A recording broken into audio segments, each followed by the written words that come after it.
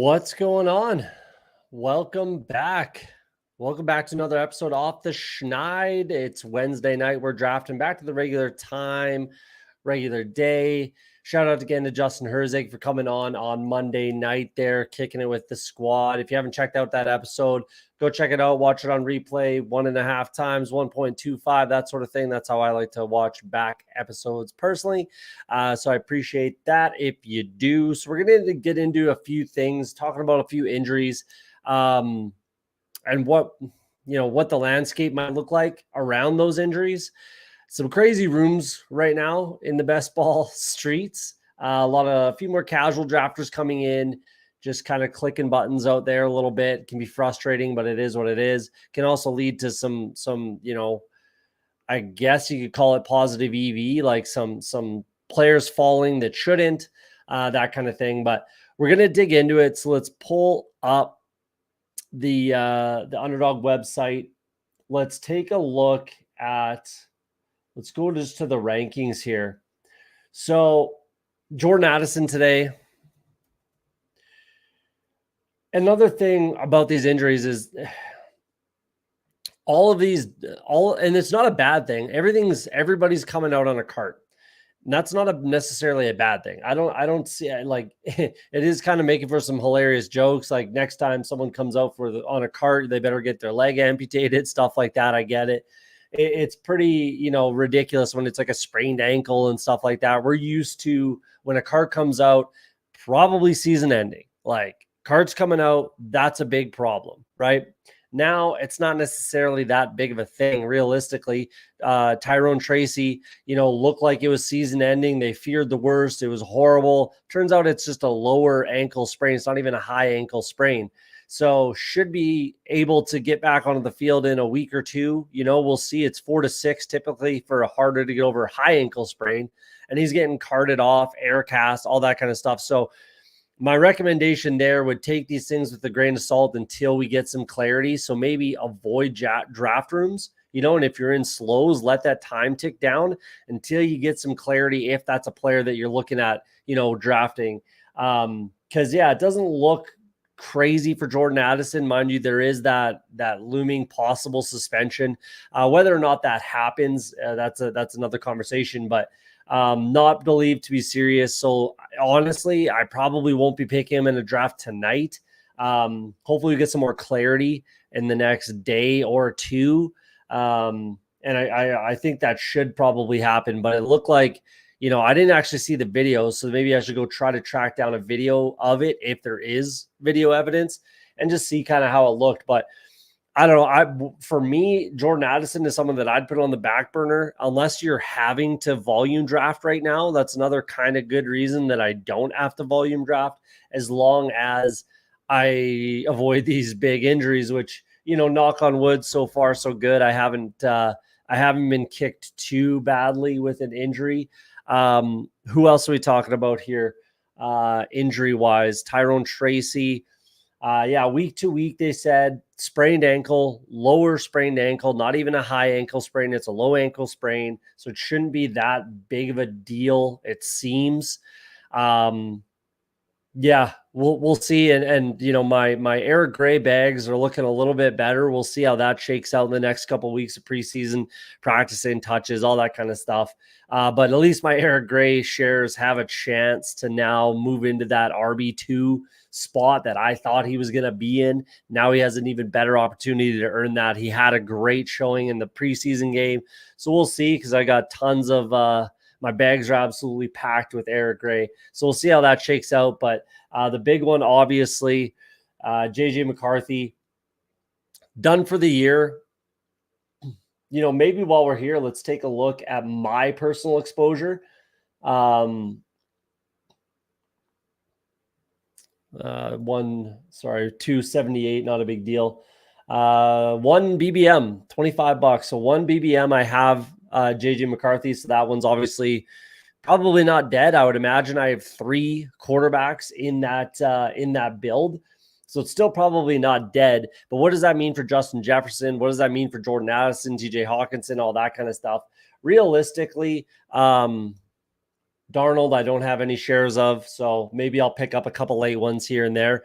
But I honestly, I think that Sam Darnold has habitually gotten the short end of the stick in his career. Now, there are problems with kind of how he sees the game and his kind of over sense of urgency is, I guess, what I would call it. Hearing ghosts, hearing footsteps, things like that. These are not things that NFL quarterbacks should have going on in their head. It shouldn't even, honestly, realistically, shouldn't be in their vocabulary.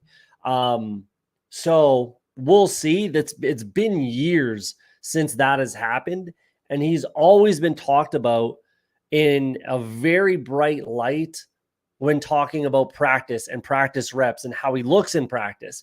So that's, it has to translate to the field, obviously, and it hasn't so far in his career.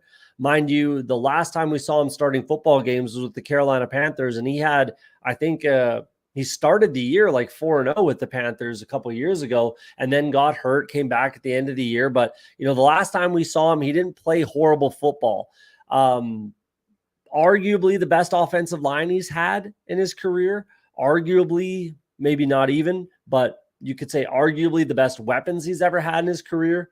I guess pass catchers, like obviously playing with Christian McCaffrey was a big bonus.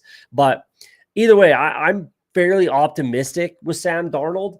Let's go back to the rankings. Some people are saying that he should be in the Matthew Stafford, Kirk Cousins, Deshaun Watson, Aaron Rodgers, Baker Mayfield kind of area. I'm not sure I'm ready to go that far with Sam Darnold. I would probably put him ahead of Daniel Jones personally. I would put him right with Derek Carr, if I'm being honest. Look at the numbers for Derek Carr. 25 touchdowns, 8 interceptions, 3,800 yards. You tell me that doesn't seem a lot like what Sam Darnold could put up? That's kind of how I see it. Probably mix in a rushing touchdown or two because he does have a little bit of run on the ground. But I think that's maybe it's more realistic right here with a few more interceptions. Sam Darnold's very turnover prone. We know that. That's always been the problem in his career. More fumbles than it has been interceptions, to be honest, but definitely pick sixes. Interceptions are a problem. So we'll see if he can get that sorted out. I'm not ready to put him up here, with Matthew Stafford and certainly not Kirk Cousins. Stafford left today with a little bit of hamstring tightness as well. So that's not a big deal. It's just that kind of a season. Hammy stuff I'm not too worried about right now. Anytime it's a knee, anytime Achilles is Achilles. You're going to know right there by that sound exactly. You're going to know that the Achilles is gone and they'll know right away that his season's over. Done. If it's a knee situation, which concerns me about Nuke Hopkins, right? But if it's an ankle, yeah, that can linger, tightrope surgery, things like that. But if it's a hamstring, a quad, a foot, stuff like that can heal, and I'm not completely concerned about it, if I'm being honest with you. But either way, I'm not ready to put Sam Darnold up here, with this tier of quarterbacks. Certainly not up here with Cousins, Stafford, Deshaun Watson. I know he gets a lot of love and hate and that sort of thing, but I'm not ready to put him up there. Aaron Rodgers, Baker Mayfield, potentially, but, that kind of a season I don't particularly see in line for Sam Darnold. Maybe we'll see how that goes. A couple of hellos, Dog Pound, appreciate you. Pat coming out, happy August to you, sir. Hopefully you go follow Pat. If he gets to 2,000, the 24-hour live stream, I want to see him suffer through that. So yeah, go follow the Dog Pound over there. Putt Daddy, what's up, man? Always a pleasure to see you. What up? Only 2 shares of JJ, and one of those teams, he's QB3. Unfortunately, he's my QB team, and the other with Jefferson and Addison, Josh Allen, QB1. Liam, who was just on the Dog Pound earlier today, Liam Murphy, Chess Liam, he won Best Ball Mania 2 with literally just Josh Allen. So not outside the realm of possibility that you can squeak into the playoffs. You get a good pod, you get some luck, and you never know. So yeah, I mean, it sucks to lose a little bit of JJ McCarthy, but I don't think if anybody has any more than like 5-6% JJ McCarthy, and they're in two quarterback builds, if you have more than 5% JJ McCarthy in 2 quarterback builds, I don't know what to tell you. You're kind of burning money, regardless. If you asked me, that's just my personal opinion on it. So that sucks. I mean, one share essentially is kind of hurt for you, Putt Daddy, but the other one should be fine. And the 2 QB build, you have Josh Allen, so you still got a puncher's chance, you still got a fighting chance. But yeah, that's kind of how I see it. And then with Justin Fields, the rise of Justin Fields, yeah, I understand it, guys, but I think we're getting a little aggressive considering Russell Wilson is still listed on the depth chart as the starter. He's getting all the reps, with the ones. He looks like the starter. They basically said that he is the starter. I agree that it's worth drafting Justin Fields. And I've done a ton where, a lot like Putt Daddy saying here with Josh Allen, I've done Josh Allen, and then I bring it back with Justin Fields and Russell Wilson when I'm building like a Pittsburgh with KC bring back sort of game stack, right? And then I have that high, QB1 Josh Allen, and then whoever plays for Pittsburgh plays, and I'm winning either way. But I think this ADP is getting a little aggressive for Justin Fields. That's for sure. You won't see me clicking him here. I still think we're going to see Russell Wilson to start the season, and then he's going to go as far as the team wins and losses record goes. That's how it's going to work for the Pittsburgh Steelers, in my opinion. Obviously, I could be completely wrong on that, but that's just the way I see it. I think he should fall back a little bit. I think Derek Carr is still a little bit habitually underrated, to be honest.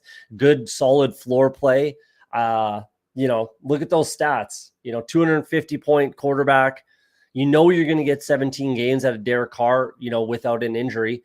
So I think he's a little bit underrated there. But either way, that's what we're looking at for injuries. The other thing I want to talk about is Anthony Richardson. For some reason, he's continues to fall into the mid 60s.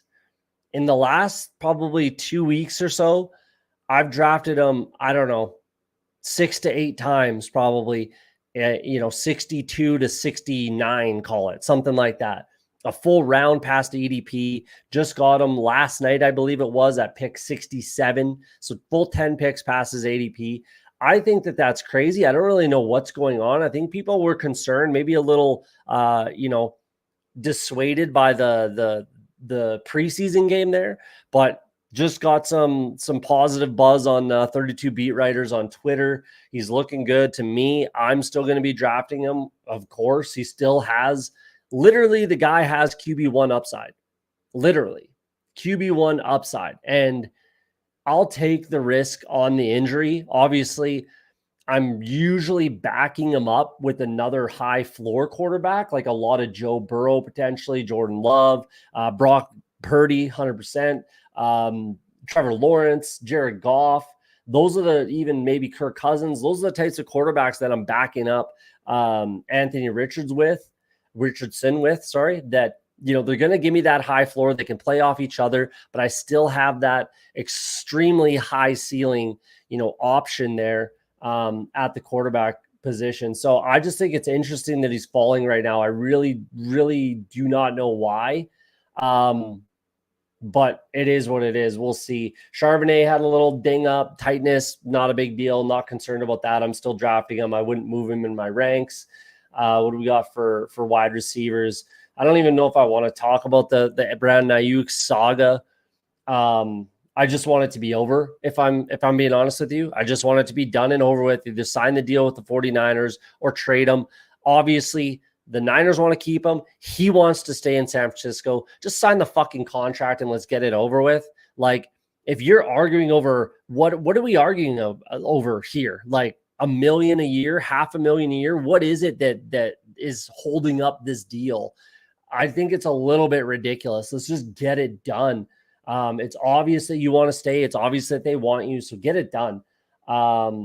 Zay Flowers, nothing there. Jordan Addison, we talked about. Tyler Lockett, I don't think practice today. That's an interesting one. And JSN looked really good. So Jackson Smith and Jigba I still liked regardless. I think I need to add a few more shares of him, but I'm only at like 3% lock it anyways. But yeah, that's an interesting receiver room to keep an eye on. And this next preseason game is going to be big. This weekend is really big for preseason games. I'm certainly going to be tuning into, I'm going to watch all of them, whether I watch them live or not, obviously, but I'm going to be watching all of the preseason games this weekend because I think it's probably the most telling, even though the Raiders have said they're going to name a starting quarterback at the end of this game sort of thing. So we'll get a little bit of clarity there. So that should be interesting. But let's jump into a draft. So we're doing Best Ball Mania draft number 116. I've got 2 slows going right now. So one's almost wrapping up. So I guess technically this is 118 technically, but we'll be done it before the other 2. So let's jump in the room, see where we're at. 70% full. I'm over waiting for one person. If you're in the chat, you want to get in, jump in. 70%, I'm over that. I'm over 70%, obviously. 116, 118 of my 150. So 3rd overall, I love it. I love it. A lot of badgeless, which is what we've been seeing lately. I've been seeing lately. Lolsimo, if you're in the chat, let me know. Thanks for coming out. Good to see you. In the 10 spot, happy we won't be sniping each other at all. We're far away. I'm really glad I'm the 3. I'm really glad I'm the 3. That's where I want to be right now. If I'm pick 1 through 6 right now, 3 through 6, 3 through 7. If I'm picks 3 through 7 right now, here's what I'm doing. Tyreek Hill, Amon-Ra St. Brown. Those are the 2 that I want.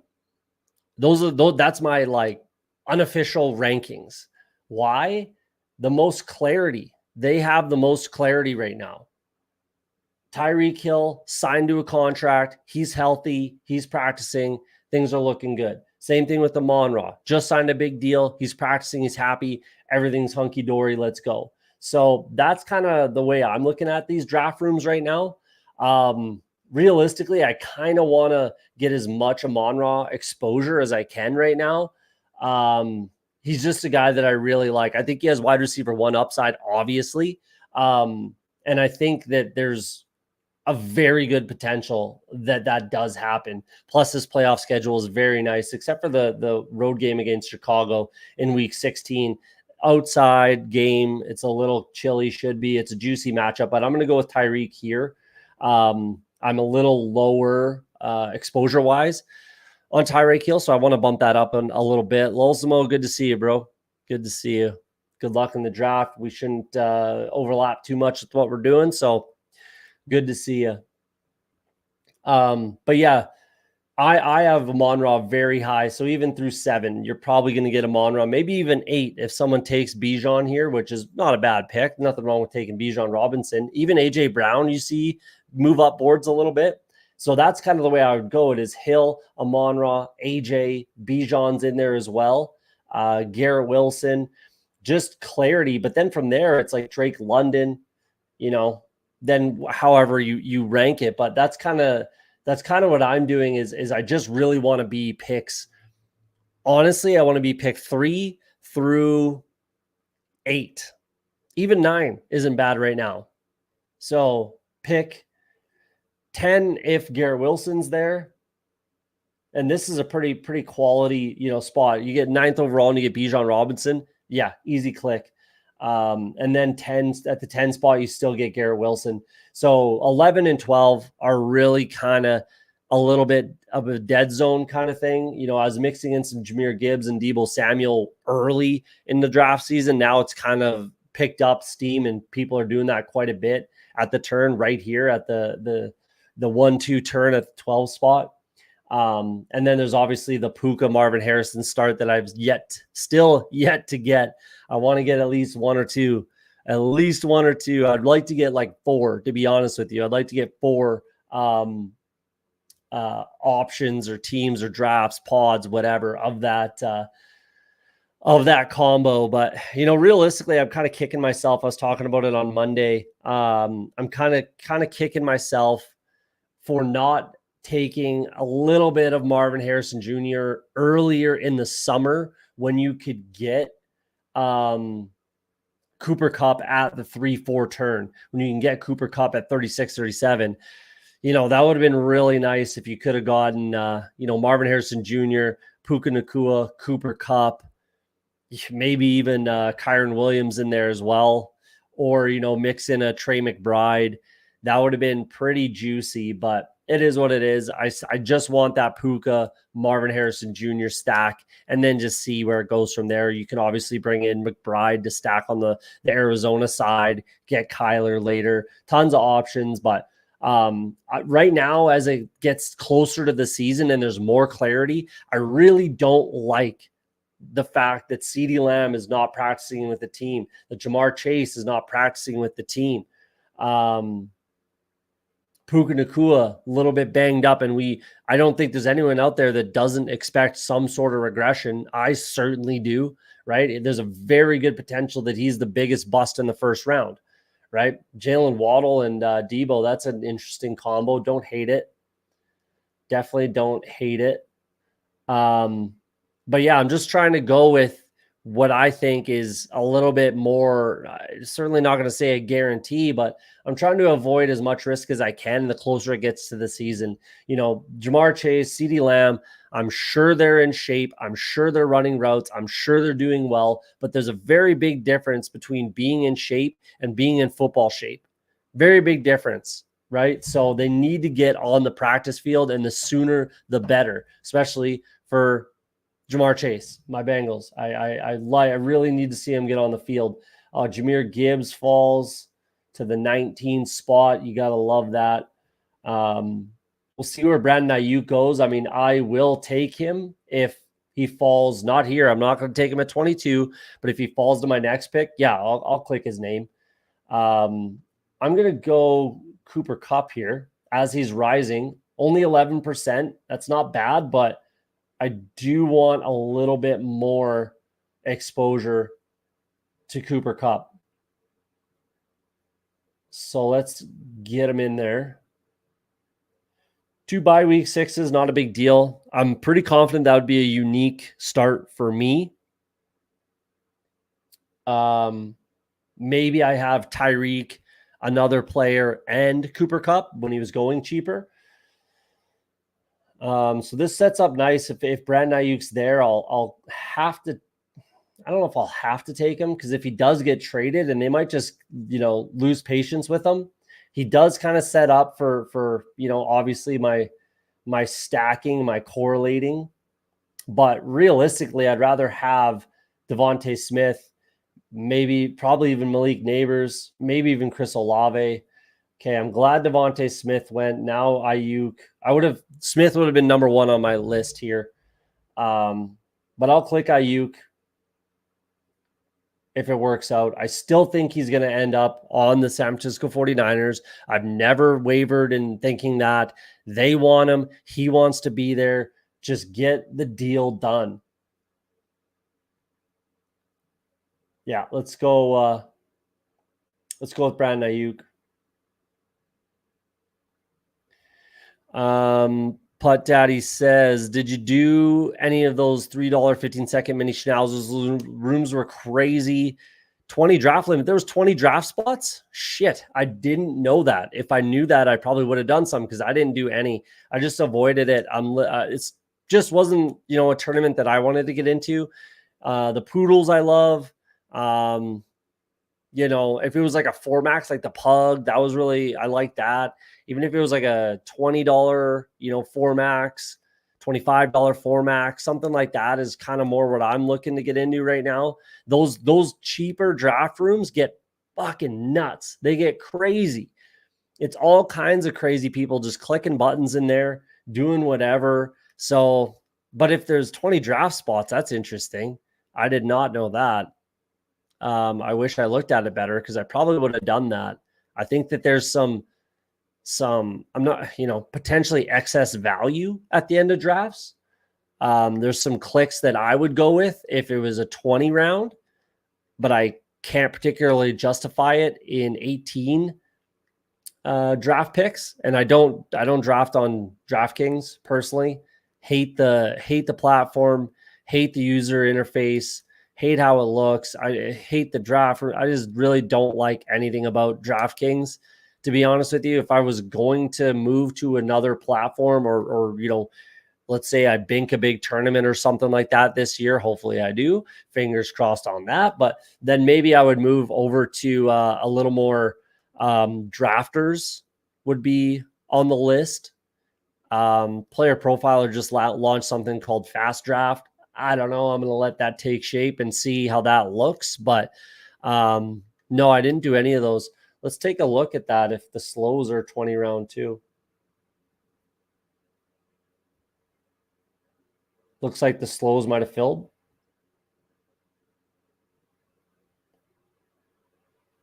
Yeah, looks like the slows filled. But that's okay. I would not have gotten into the slows anyways, if I'm being straight with you. Don't like particularly doing slow drafts. I just hate being in slow draft hell. There might be some slow less. Sorry, 20 draft limit. Oh, 20 max. Yeah. No, I didn't get into that. I kind of like the,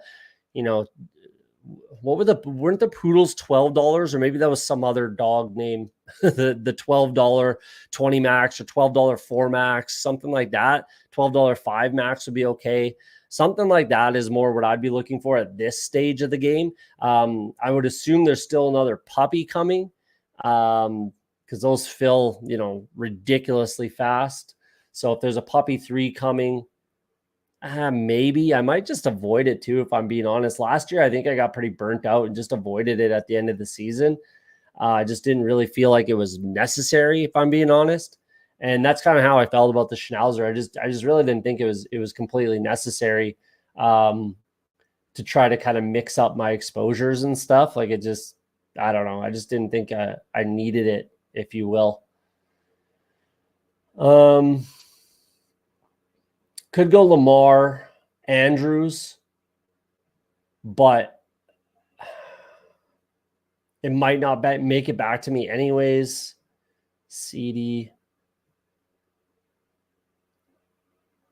Let's go Trey McBride with this pick. Let's go Trey McBride. Click Travis Kelce for the first time on Monday with Justin Herzig. He talked me into it. Not really. We kind of agreed to do it. Travis Kelce and Patrick Mahomes. So, and then we got I think it was Xavier Worthy on the wraparound. So where do I go here? Probably wide receiver again, almost certainly, and it's probably going to be my guy Terry McLaurin, unless Terry Time takes him. That would make sense. Guys I'm avoiding in this range right now, Christian Kirk, 9%, so that's fine. But Christian Kirk, Keenan Allen, 4%, Jaden Reed, 9%. I'm avoiding him. So Terry McLaurin's going to be even more of a click for me. 26% in BBM, 24% total. I'm a big fan of the Washington Commanders offense this year. Big fan. So let's see. Terry Time would make sense if he takes Terry McLaurin here. And then where would I go? Probably James Cook. 12%. Yeah, he does take him. That's good. Josh Jacobs, maybe. Don't mind that. Maybe up the exposure a little bit. Doesn't correlate, but that doesn't matter. Yeah. Let's up the exposure a little bit to Josh Jacobs. With how, and that might be a really good click right now. Sorry, let's get to this one. Green Bean, what's up, man? Yeah, I didn't do the slows either. Got a few going on in other tourneys, but I prefer the fast drafts. Yeah, it's just like I only do slows if I have to. If I'm being honest, like if I'm like I was in slow draft hell with puppy twos, and I regret it, to be honest. I wish I just did as many as I could and left it at that. I honestly, I maybe get like 10 slows or something, but I was fully in slow draft hell with like 30 slows going, and I just hated it. So I kind of regret that, but we'll see. Maybe that one of those teams is the one you need. But yeah, I really hated it. So I don't mind having a few here and there. Right now, I think I have like 9 or something because I had to fill the Poodle 2. I didn't have to, but I wanted to fill the Poodle 2 or max the Poodle 2. So I've got some of those still going, and I have been mixing in just a couple Best Ball Mania slows. I think I've done a total of like 5 as it sits right now, and maybe I'll get up to like 10 total slow drafts of my 150, but we'll see. We'll see where it levels out. I'm not too worried about it. But what was I going to babble about there? I don't know. I forgot. Oh yeah, Josh Jacobs. He might be a very, very, very good click right now. I think I need to up my exposure, I think, to Josh Jacobs. I'm about to talk myself into it even more with how inefficient AJ Dillon has been throughout, honestly, his entire career, realistically, and how dinged up and inconsistent Marshawn Lloyd has been. And my Marshawn Lloyd exposure is enough. 10% total, 10% in BBM. That's probably fine. If I get it down to 8 right at field, then that's fine. I'm more than happy with that. I don't think he's a guy that you need to force it, especially considering the range he goes in, which is right where I love to click Ty Chandler, obviously, or Zach Charbonnet if it makes sense, and now Austin Eckler's in that range. So those 3 guys I'm clicking. Even Jalen Wright, who's moving up draft boards, who looks great. 9%. I have him at like 20% in the pre-draft, the big boards and stuff. Huge fan of Jalen Wright and how he plays. So Chuba Hubbard's there, Jaleel McLaughlin's there, all before Marshawn Lloyd, who has fallen back down, which is where he should be. But yeah, I think Josh Jacobs might be a fantastic click in this sort of a start, especially. Let's say I had 4 wide receivers, but I'm very happy with Brandon Ayuk being my wide receiver 3, right? So I think I'm going to have to, it's not necessarily forcing it, but Deontay growing strain, mild growing strain, those are kind of tough. 28-year-old. Growing strains can be a little difficult to kick. And I might just force in, and again, it's not exactly forcing it in, but it does correlate. And I think I'm going to take David Montgomery here. I just don't have enough. 3% David Montgomery is not enough for me. It's not by design at all. I just have not in this range. There's wide receivers galore, but there's a few more question marks now with Hollywood Brown being a bit of a question mark. Deontay Johnson, obviously the offense he plays in. And, if he's nursing a bit of a growing issue right now, those can be tough to, kind of overcome and just kick and get over. So there's that. If Kyler's there for me, I will click his name. I didn't want to reach for him. I don't think it's entirely necessary. I can mini stack this game. I'm fine with that. But if he's there at 75, I'll take him. So we'll see how that shakes out. If not, it's probably going to be like this. There goes Deontay. Probably be like this. Or there goes Hollywood, sorry. So Deontay's still on the board, falling. I'll take a falling Deontay Johnson because of a little growing strain. That's not enough to really concern me. They are tough to kick. But either way, I'm taking Kyler now that he's there. Stack him up with Trey McBride. You got Cooper Kupp as the bring back.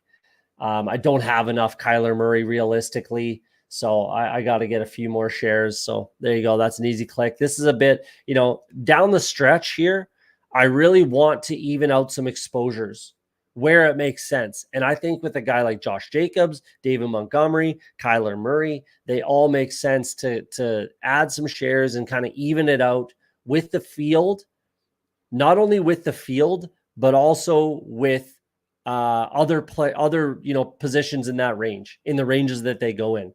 right? So Josh Jacobs, James Cook, right? Similar range, but I have like 12 or 14%, whatever it was, James Cook, 4% Josh Jacobs. I got to even that out, in my opinion. David Montgomery, 3%. I need to get him up there with like an Alvin Kamara, who I have over 10%, 10 to 15%, something like that. So Kyler Murray, he's kind of, going in this CJ Stroud range now. So maybe I should have been clicking his name a little earlier. The funny thing is, too, realistically, I should have been clicking the Arizona Cardinals a little earlier, like I was saying with Marvin Harrison Jr., Cooper Kupp, all that. I have a good amount of Cooper Kupp, but pairing them with Marvin Harrison Jr. and Kyler Murray. The funny thing is, the first Best Ball Mania draft I did of the year, let's take a look at it quickly, was a Rams card stack. So clearly I felt good about that early, and I stopped naming my teams. I was pretty dumb.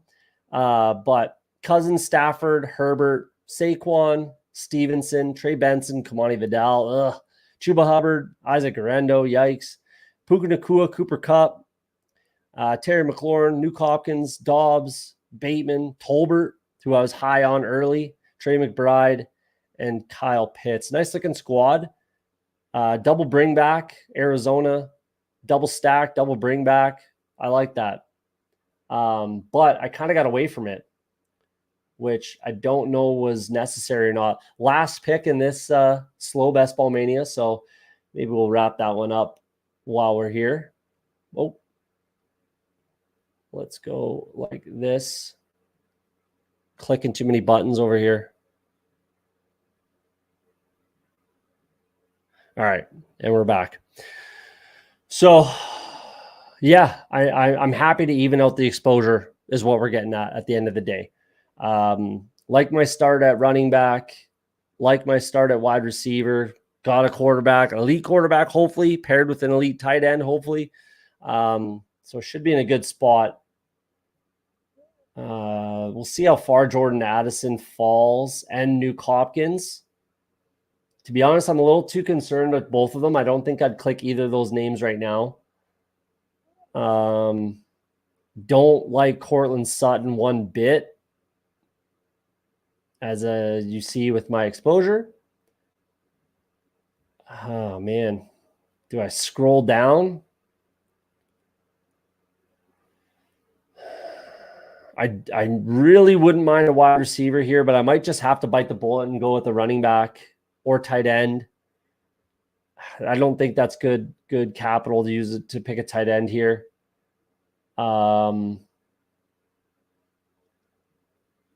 Okay, Jordan Addison went. That makes it easier. Chase Brown. I think I might just go and get some of my guys here. I'm going to go with Brian Robinson here.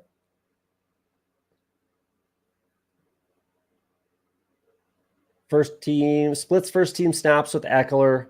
I like Brian Robinson a lot. I think that there's a lot of meat on the bone in his stat line. From everything I've seen and read and heard about Commanders camp, it seems like he's clearly the better overall back.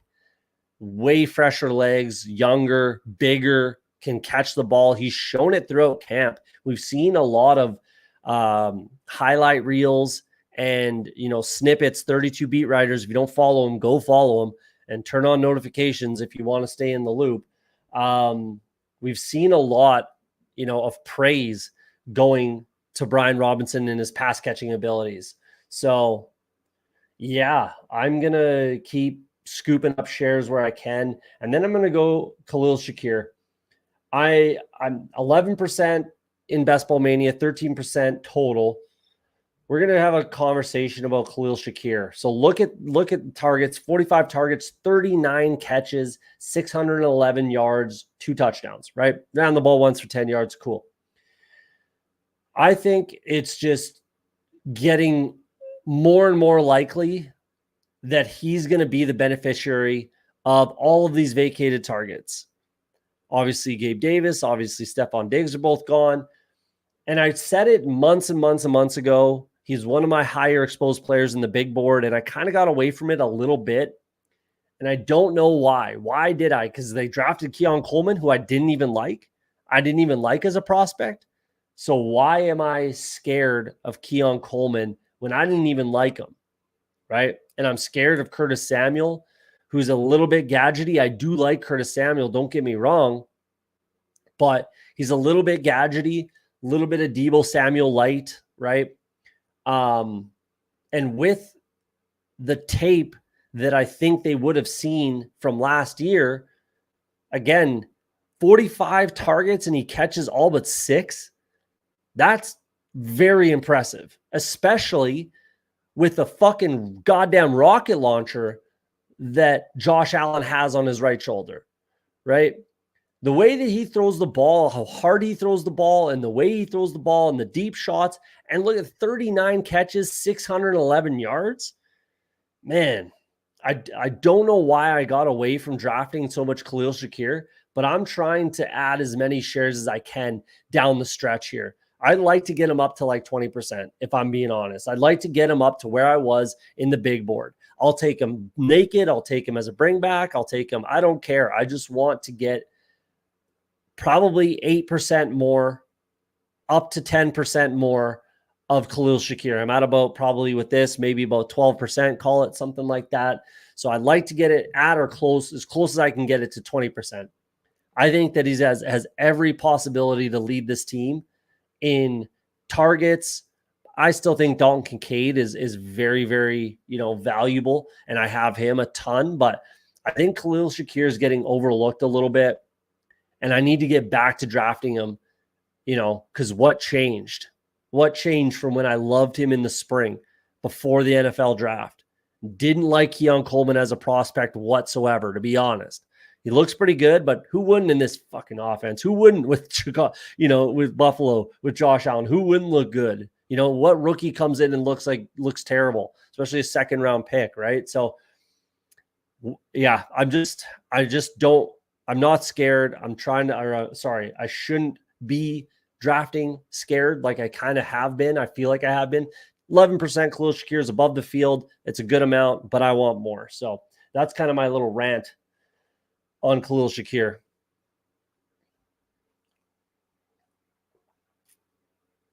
Need to up the exposure is what I'm getting at. Let's see what we're doing here. Tua could be on the board.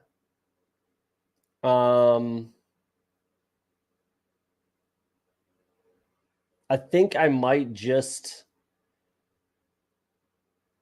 kind of worry about it later. I'm just going to pick the best players, in my opinion, right now.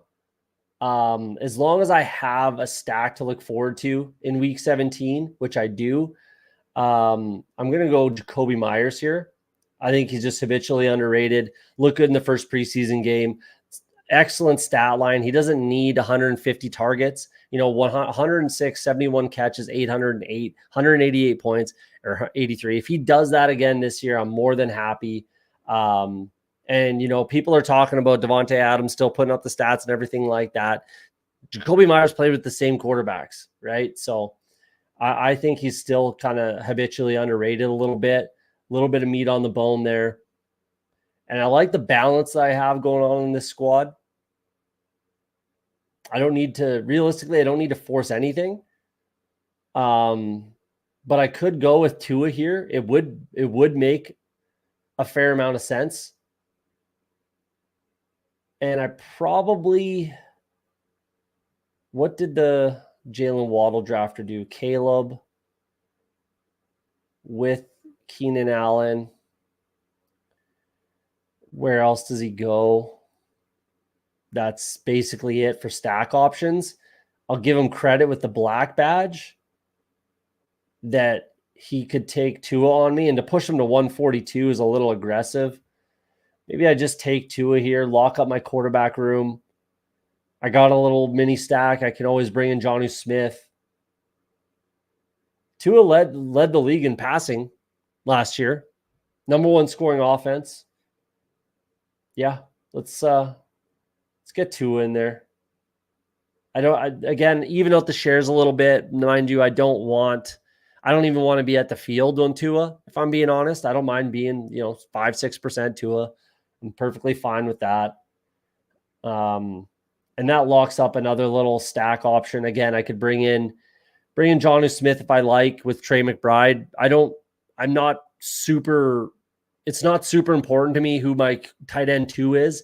If I have one of Trey McBride, Dalton Kincaid, Sam Laporta for sure. And then you could say maybe Kyle Pitts, maybe Mark Andrews. You could probably say that.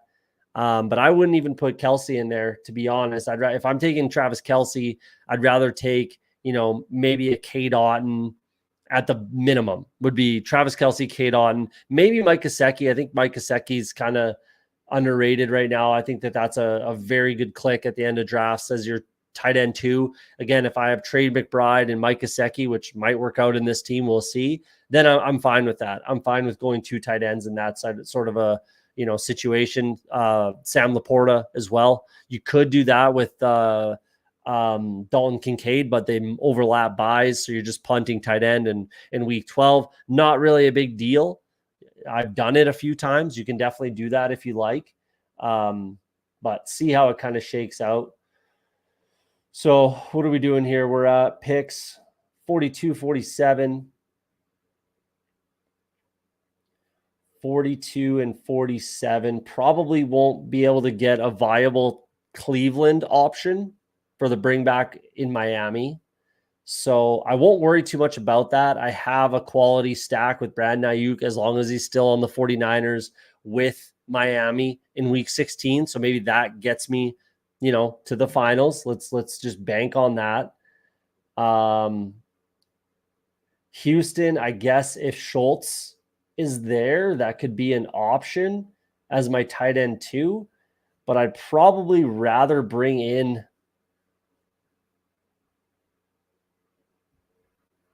a wide receiver running back, most likely. I mean, yeah, tons of options. I really don't mind Gabe Davis. Looks like he's playing in 2 wide receiver sets.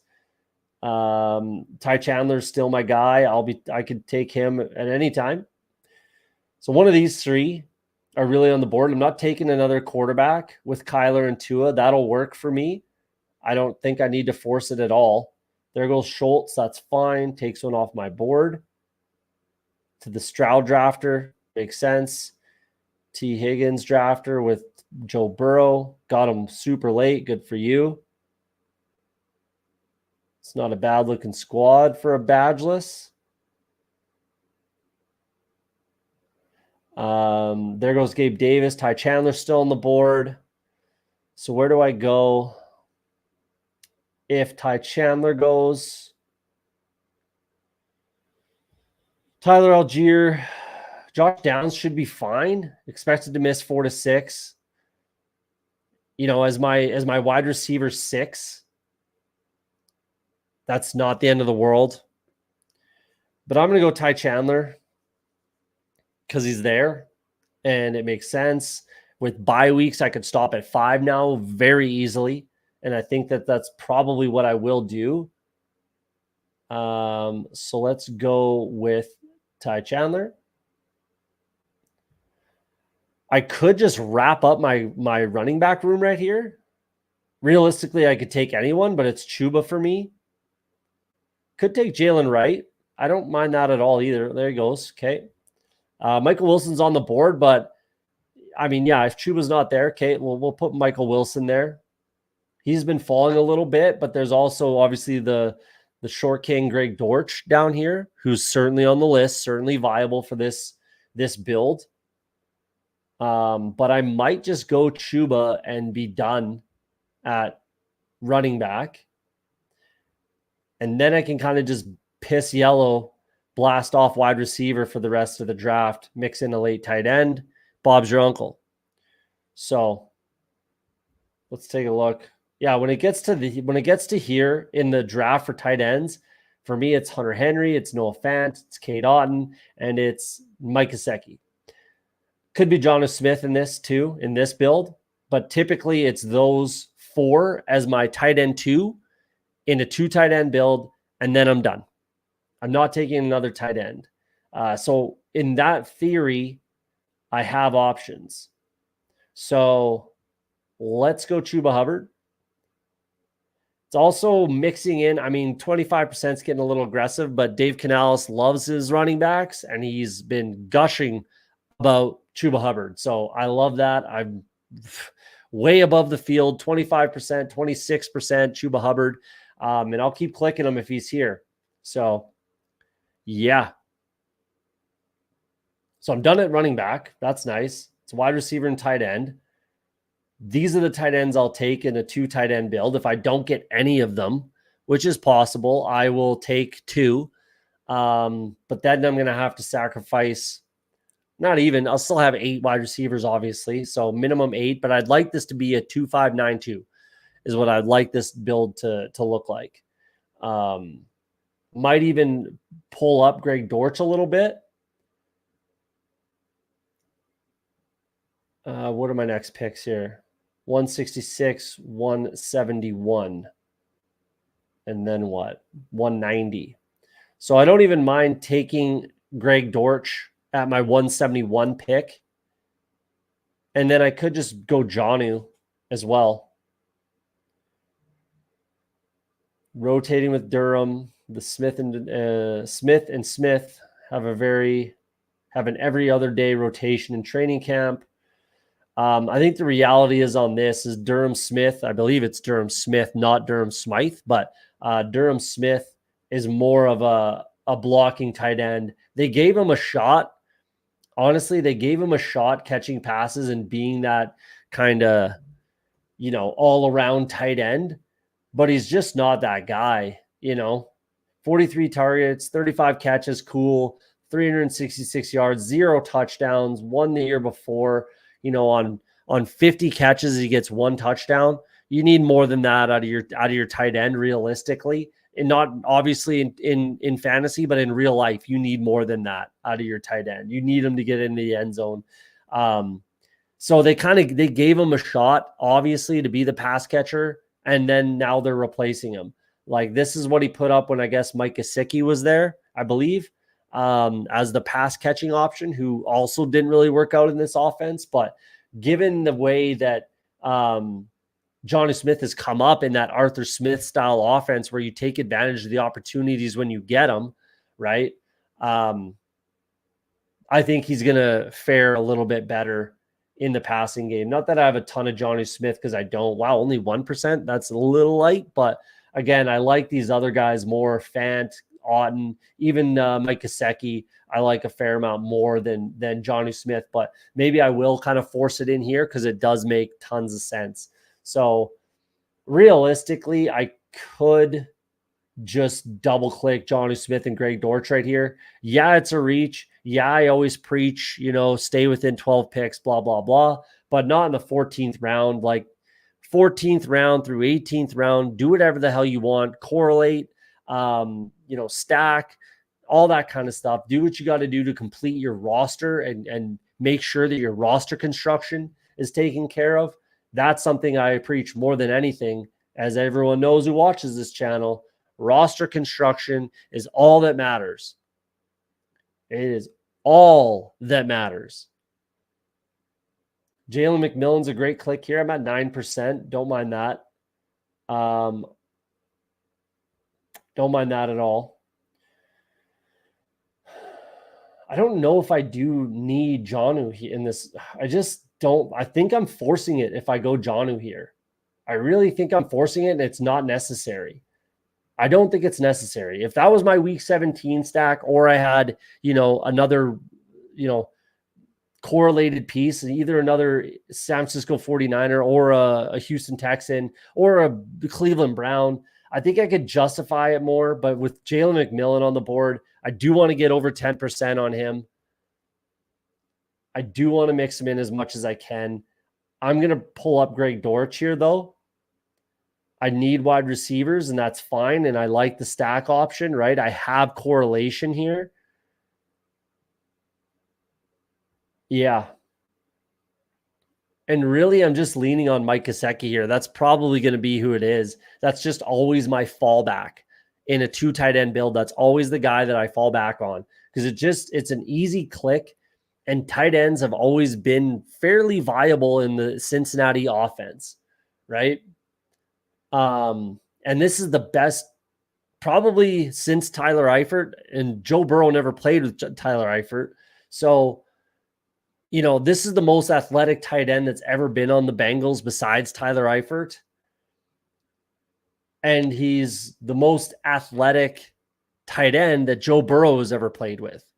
And supposedly it's going very well in camp, and they're looking very good. So I think that is the late round tight end click of the year. There's always, one Dalton Schultz a couple years ago, Sam Laporta last year. I'm not going to go ahead and say Mike Gesicki is going to be tight end 1 like Sam Laporta. That's for damn sure. I'm not going that far. But I think that Mike Gesicki could be a top 10 tight end this year. I really do. So there you go. And if Jonnu falls to me, then cool. 5 pick slide, that's not a big deal. That's pretty very, very, very possible, especially with what we're seeing right now with tight ends falling a little bit. I think it's certainly on the table. But we'll see where we end up here. So 190s, wouldn't mind a little more correlation. I'm still drafting Javon Baker, 20%. It's kind of where I want to be. I'd like to just kind of keep it there. I really need to keep an eye on bye week 6, bye week 11. But if I'm going with 9, it's less of an issue.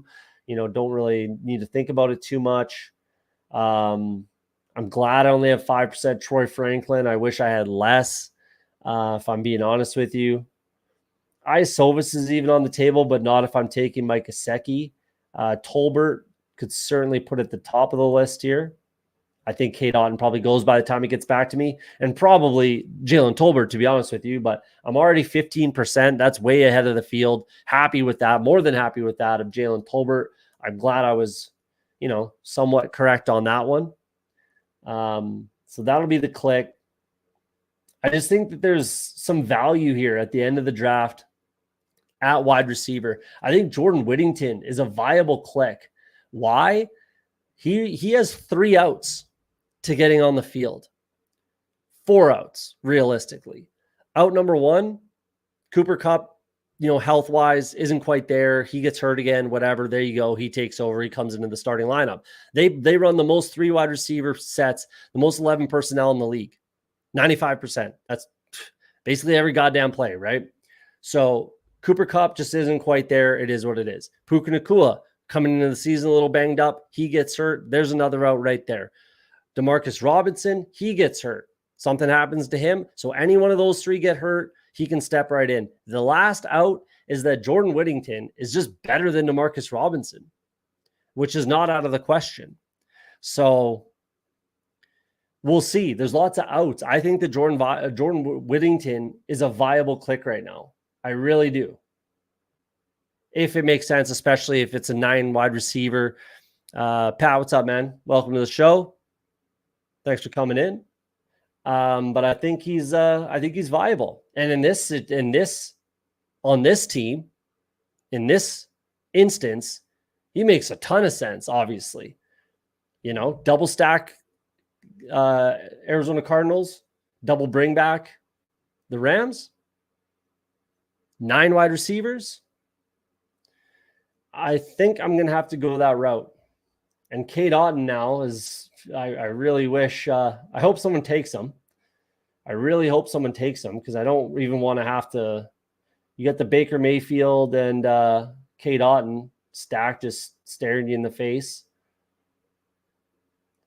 Because I don't particularly want Cade Otton and Jalen McMillan, especially with the exposure that I have of Cade Otton.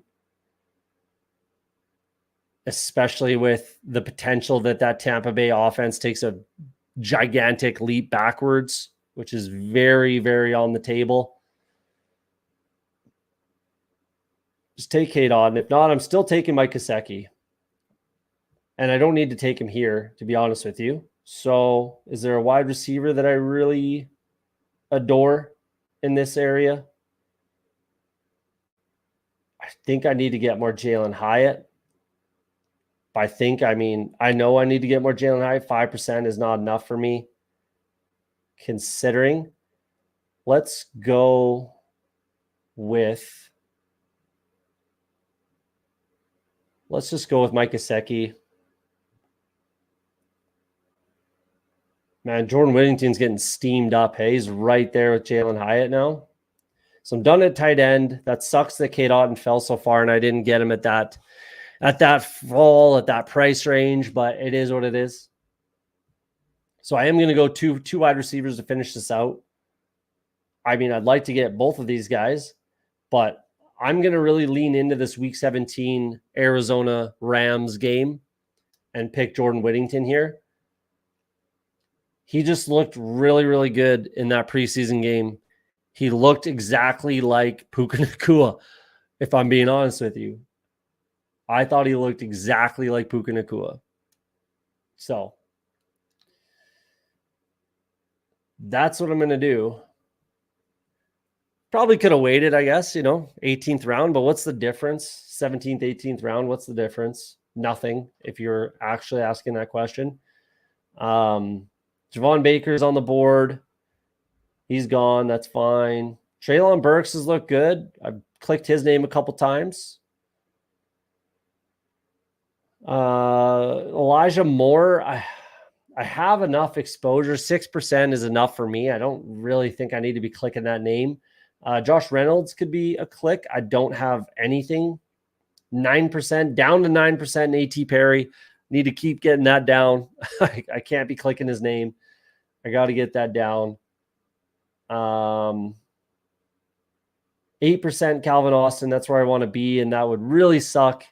That's if especially for this team with Brandon Ayuk on this roster, there's no chance in the world I'm clicking Calvin Austin's name, and I won't until that gets settled. Regardless, I need to know that Brandon Ayuk is not going to be on the Pittsburgh Steelers if I even want to think about clicking Calvin Austin's name again. There goes Jalen Hyatt. That sucks. Juwan Jennings, I suppose, is viable here. Realistically, it's kind of Trey Burks and Josh Reynolds. And I do still believe in Trey Burks. I do. He's really flashing right now in camp. And, it's a tough transition. And he just kind of got some bad luck. He got some really bad luck last year. He would make, a 40-yard grab down the sideline and fuck up his ankle or something. He would, pull a hammy, whatever. He just had some bad luck on some big plays where he was actually, making a difference on the field. Talking myself into it maybe, but I just think he's viable. And to be honest, like what I really think about Trey Burks is I think he should play in the slot. I think that's where he would fit the best. So I'm actually fine if Calvin Ridley and Nuke Hopkins are on the field. I think that he should be able to take over that role, kind of ahead of Tyler Boyd. Obviously, Tyler Boyd's going to get the first look. He knows the offense. He came with the coach. Everything. Of course, Tyler Boyd's going to be on the field. But Trey Burks is your long-term answer. He's your first-round pick. And I think he would play. I think he would fit really well in the slot, especially in this offense. So, yeah, maybe I'm talking myself into it, but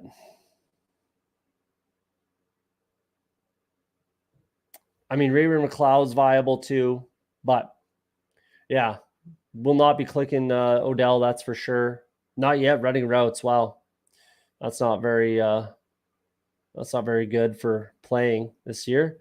Jonathan Mingo, I think you could mix him in. I think you could click Jonathan Mingo. Honestly, he's getting a lot of steam, and that's not the worst rookie season ever, considering what happened in Carolina last year. He was obviously inefficient, definitely struggled, but who didn't in Carolina last year, right? Who didn't, man? It was a messed up situation. So I think he's viable.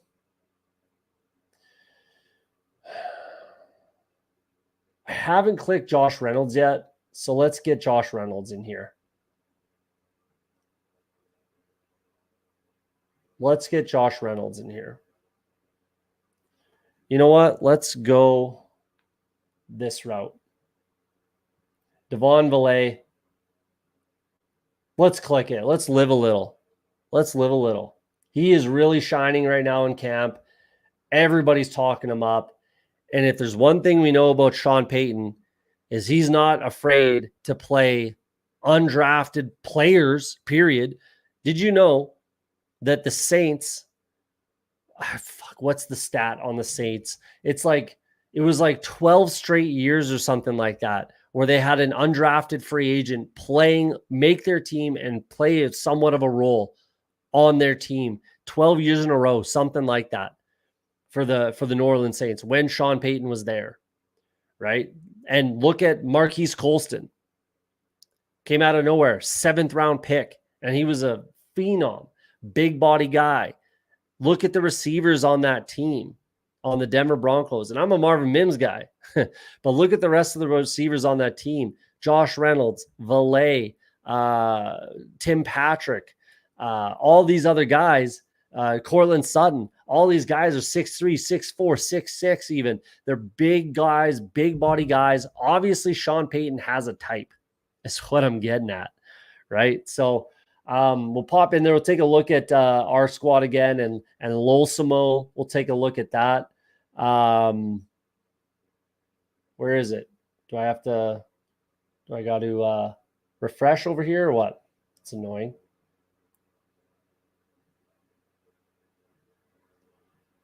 Okay, we'll refresher. There we go. Okay, let's recap the squad. We'll take a look at Lolsimo. We'll take a look at your squad in a second here. So we'll wait for the correlation a little bit. We got Kyler Murray, Tua Tagovailoa, Josh Jacobs, David Montgomery, Brian Robinson, Ty Chandler, Chuba Hubbard. I love that. I love that running back room with 5 running backs. That makes me happy. Technically, I guess you could say 0 RB. I don't know. I don't know what you'd call that. I waited till pick 51. 3 wide receivers, 1 tight end before I picked my first running back. So I don't know what the hell you want to call it. I don't care, but I like that running back room. I mean, you could say this is light just looking at it on the surface, but again, Tua led the league in passing last year. Obviously, the points didn't necessarily come with it, but he's a high floor guy, and I've got my ceiling in Kyler. So I like that. Tyreek Hill, Cooper Kupp, Brandon Ayuk, Khalil Shakir, Jacoby Myers, Jalen McMillan, Greg Dortch, Jordan Whittington, and Devon Valet. I'm not even sure if I'm saying his fucking name right. Could be Devon, who knows? Valet, who knows? I don't even know what his name is, to be honest with you, or I know what his name is. I don't know how to say it, but I think it's worth a risk. It's worth a shot. Realistically, I think that wide receiver room in Denver is pretty ambiguous. Like, I think, honestly, anyone could lead that team in targets, catches, touchdowns, yards, everything. And who knows? This guy's getting a ton of buzz. Let's use the Puka Nacua that everybody loves to throw around. We might as well throw him in that, bucket. It's not impossible, especially with, getting my 3rd wide receiver in Brandon Ayuk, as long as he's on the 49ers, which hopefully is, and I think he will be. We'll see how it plays out. But I got a pretty good floor right here of these first 5. I think that I can take some shots. This would be a very unique, potentially good-looking lineup in the fantasy football playoffs or in the finals for Best Ball Mania. So we'll see. Trey McBride, Mike Gesicki, I'm happy with that. Happy with the capital. That makes sense. Two tight ends. I dig it. Yeah, we'll see. We'll see. It's definitely unique, obviously. And I like the fact that I went with some guys, Kyler, Tua, Jacobs, David Montgomery, mixed them in with some high exposed players in Ty Chandler, Chuba Hubbard, right? Yeah, some 0 first-time clicks in Whittington and Valet. Up my exposure to Greg Dortch. up my exposure to Khalil Shakir, which I want to do. Happy with those two. Yeah, it's definitely unique to me. It's an interesting build. I like it. I actually really like it. It could finish 11th in this pod. I could win Best Ball Mania. That's the spectrum of I won't finish 12th though. I won't finish 12th in this pod. But that's the spectrum, I think, for a team like this is literally, 11th in your pod. Obviously, you don't advance, or you win the whole goddamn thing. That's the whole range of outcomes for this team. So we'll see. Let's take a look at Lolsimo. Take a look at the squad. Josh Allen, Drake May. Don't mind that. That's kind of the only way I'm taking Drake May. I literally have this QB room myself a few times. That's literally the only way. I just said it on Monday's show with Justin Herzig there. If I'm a Pats fan, and Pat from Dog Pound, if you're still in the chat, if I were a Pats fan, I don't want to see Drake May until like week 12, roughly, regardless of anything.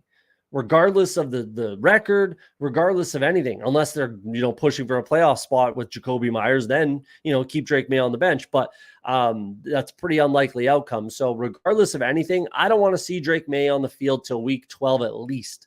So hopefully he's playing in week 12, maybe week 10, whatever. You definitely got to get him in there. You definitely got to get a look at him. You have to get him in some games. All that is true, but you do not need to just trot him out there week 1. He is a long-term play. Do you really want to destroy another potential quarterback? I sure as hell wouldn't, especially if I was a Pats fan. So chances are fairly high he'll be starting by week 12 to take over for Josh Allen, but I don't mind that whatsoever. That's kind of the only way I'm taking Drake May is if I have that, high caliber QB1 that also has a late bye week. So Lamar Jackson is another perfect example. I am not taking Drake May with Patrick Mahomes, who has a bye week of week 6, right? But 100% Lamar Jackson bye week 14. That is beauty, but it's also Drake May's bye week. So I guess that does not make sense, but you get what I'm saying. So Josh Allen's a big one. I guess you could say maybe Joe Burrow, but not really. Yeah, bye week 10, maybe too early, but either way, I don't mind that.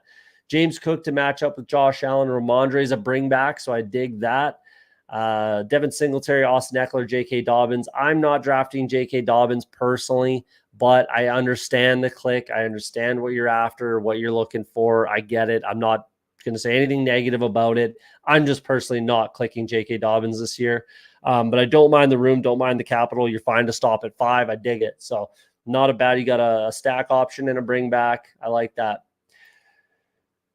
Garrett Wilson, this is just a classic back end of the first round type of a draft. So nothing wrong with that. I've got tons of it myself. Garrett Wilson, Drake London, obviously bring back for your Buffalo.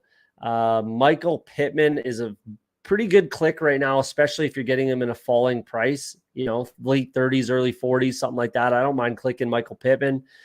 Curtis Samuel stacks up. Rashid Shaheed, another bring back. Jalen Polk, Jalen Tolbert, Jalen Hyatt, a lot of Jalen's on the team. I don't mind that. Luke McCaffrey, nothing wrong with that either. Stacks up with Drake London. You have Pitts too. Yes, you do. There you go. Yeah, I don't mind this at all. Well structured, good capital, bring back, stacks. Obviously, you're focusing on, Buffalo, New England in week, I think it's 16.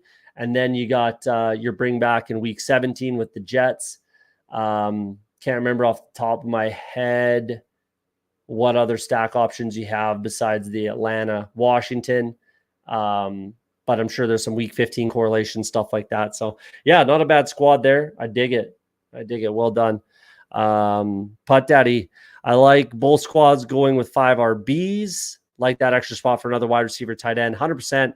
Anytime I can stop at 5, I want to stop at 5. I would much, much rather stop at 5. By far, the most common structure for me is 2-6-8-2. That's by far the most common. But the next common, 2-5-9-2, for sure. And that's where I actually want to be, especially as we get closer to the season, right? Especially when I know certain backfields. And some guys have fallen, some have risen now. So maybe like if I could go back to some of my earlier drafts where there was a little bit more ambiguity at the time, I could have stopped at 5, but it is what it is. What are you going to do? So yeah, in a perfect world, my structure, my favorite structure, again, especially as we get closer to the season and there's more known, more knowns, that we have more information. 2-5-9-2 is the way I want to go about it personally. But yeah, I dig it. Good squads, good draft, good show, good night. Appreciate you guys coming out as always. We'll probably, I don't know if I'll be able to stream this weekend. I got a pretty busy weekend, but we will be wrapping up the series, the season, I guess we'll call it. We'll be wrapping up the draft season at the end of this month, getting married. Too busy during the winter, guys. My apologies. I'm just way too busy over the winter to stream. I'll throw my name in the hat if anyone wants a guest or anything like that. I'll throw it up on Twitter. But the reality is I'm just too busy to stream. So I'll be back for playoff best ball. I'll definitely restart the channel by then and start streaming playoff best balls. One of my favorite times a year, actually, one of my favorite structures.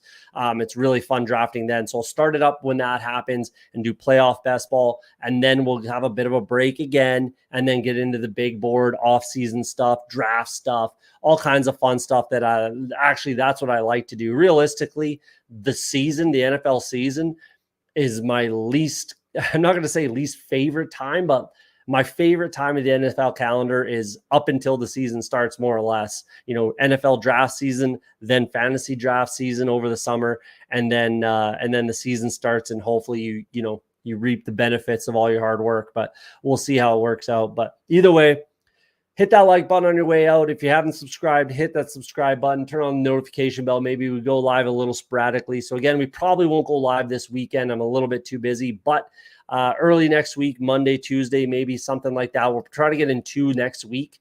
Hopefully we have a little more information. Actually, we will for sure, because we're going to talk about some preseason stuff. There's going to be a lot of action, a lot to talk about. Hopefully no injuries, knock on wood. But like I always say on Off the Schneid, if you're afraid to be wrong, you'll never be right. Hopefully tonight we were right with this very unique build. So we'll see you on the next stream. Have a good night, guys.